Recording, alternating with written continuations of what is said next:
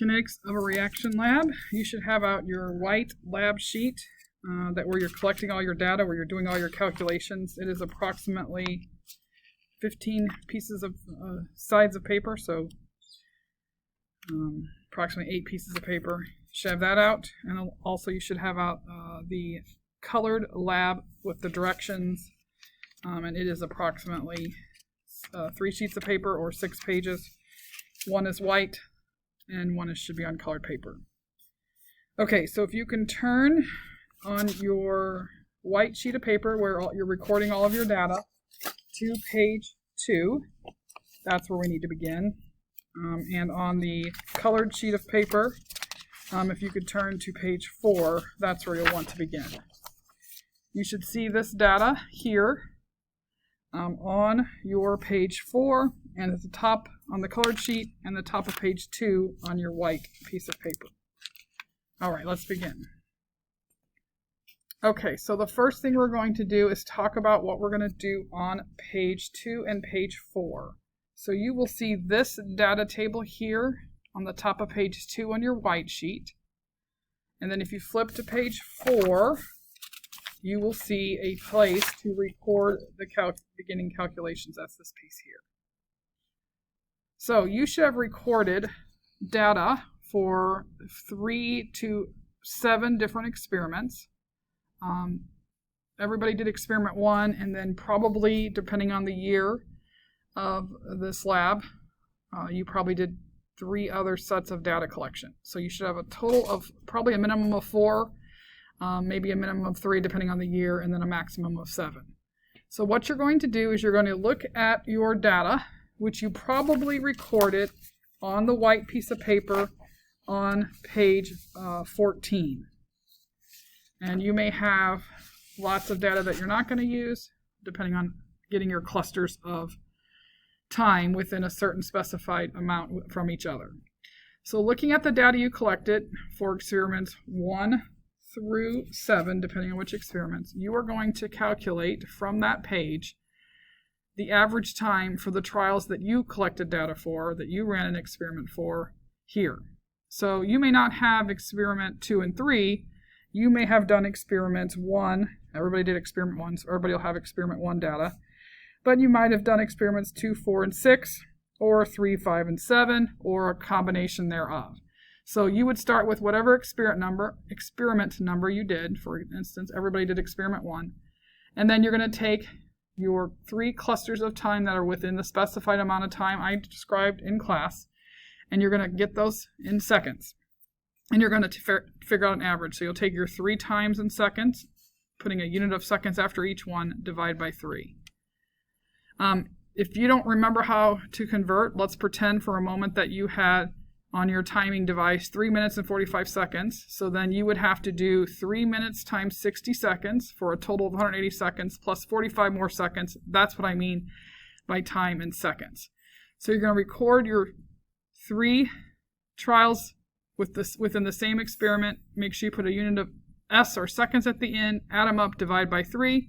You'll have an answer with unit of seconds. Do that for every experiment set for which you collected data for. So a lot of you are going to have experiment 1, experiment 2, 4, and 6, or experiment 1, experiment 3, 5, and 7. Okay, so that's basically how it will look for most years. So you're going to do all that calculating only for the ones you physically collected data for in class. Once you get that done, you are going to transfer those values in seconds over to here and that average. So you'll have already figured out the seconds here, here, and here. They're going to go in these 3 slots, and then the calculation you get will go here. And then if you recorded temperature, go ahead and put that there. If you didn't, that's okay. We're going to redo it when temperature matters, and we'll collect temperature at that time. So this can actually be left because we will assume the temperature was pretty consistent from day to day when we were collecting the lab data. Okay, so you are going to then have 3 or more of these filled out from your personal data that you personally collected. So you need to have data for all 7 experiments.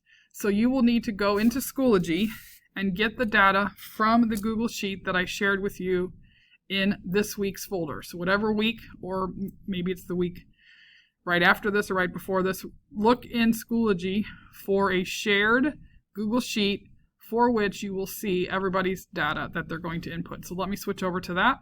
I am creating this video in 2022, so that's where this is the weekly folder for this week.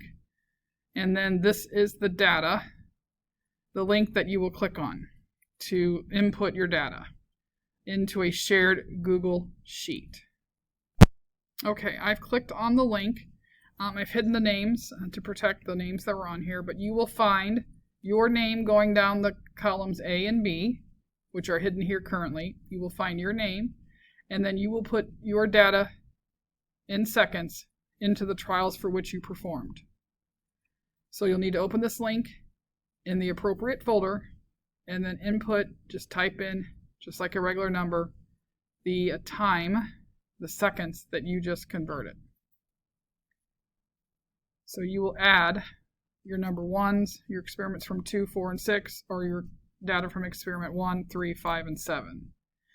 Again, that data will come over after you've converted everything into seconds. So you'll need to put that in here,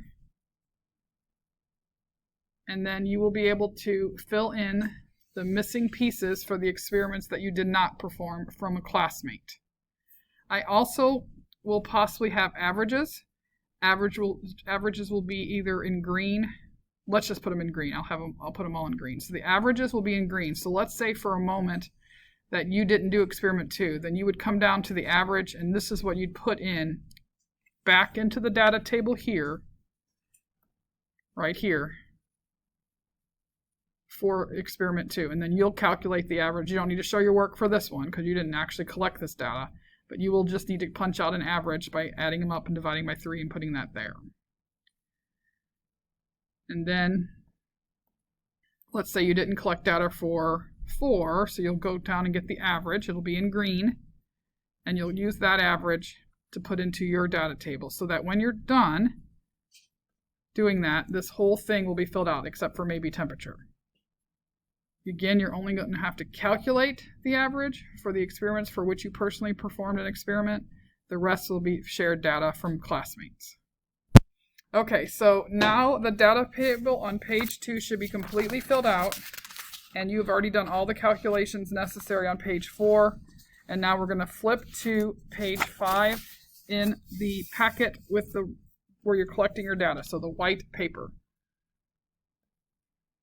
Okay. This just reminds you how to fill